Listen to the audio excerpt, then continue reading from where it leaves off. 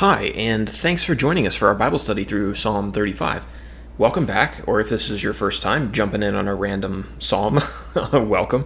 You can download our PDF with all of our information on it on our website at tobelikechrist.com. And most videos I have, most YouTube videos that I have a video of myself as well. That will return shortly, but not today. Psalm 35 is an interesting psalm. It is an imprecatory psalm, which we'll talk about. If you can't remember what that is, we'll talk about it in our definition section. But first of all, it was written by David, and as far as New Testament references, I'm not aware of any. Now for our themes, we do have two themes. First one, evil men try to snare the righteous without any justification. And then number two, God will fight for his people and vindicate them. We have three words to define. The first one appears in verse 2, and it's the word buckler. Now, a buckler is a shield that's carried by a warrior. I think it's a specific kind of shield. I'm not exactly sure which one.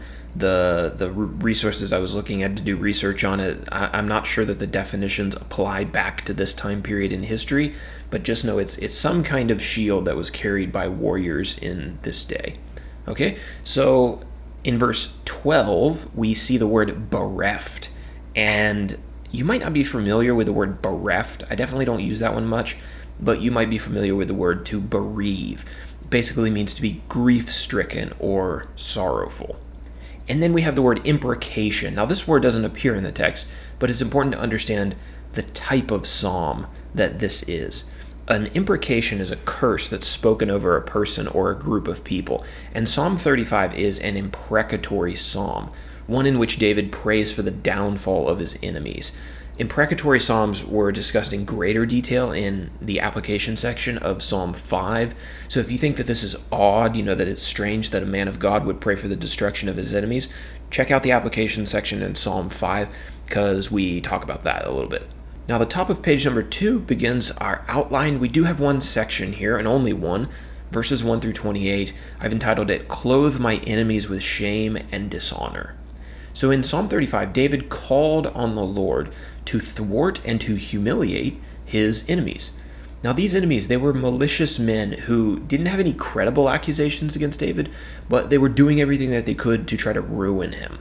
These men were constantly setting traps for him, trying to snare him, catch him in some kind of wrongdoing or ill-spoken word, probably taking all of his words in the very worst light, all of the actions in the worst light. Kind of sounds like our modern politics and watching the news today.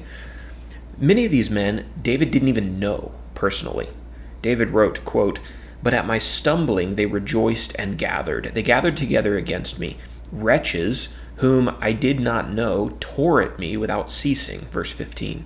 Worse still, David actually did know some of these men, and he had shown kindness to some of them in the past, but they had forgotten his kindness, and now they were at his throat.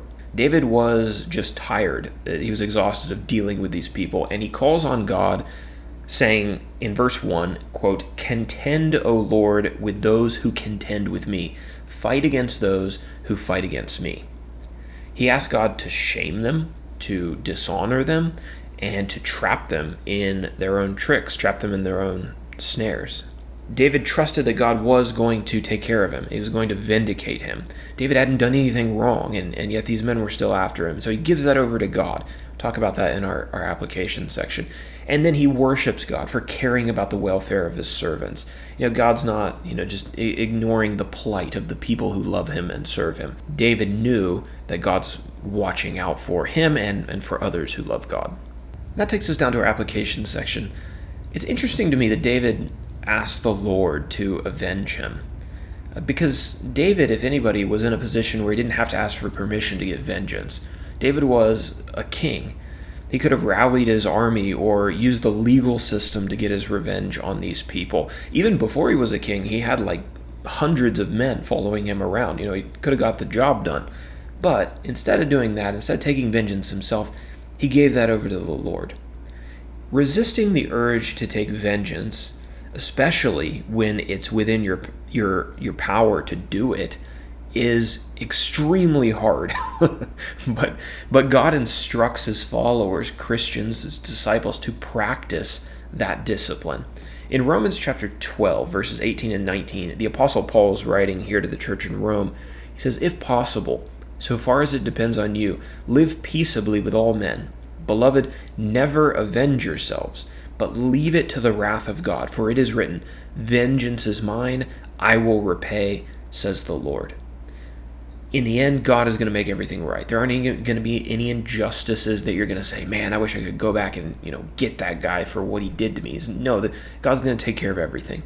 So if you find yourself eaten up with a desire for revenge, give those feelings over to God and let Him deal with it. Trust that He isn't blind, He's not overlooking it, and it will be dealt with eventually. And say, that's not my right, I'm going to give it to God.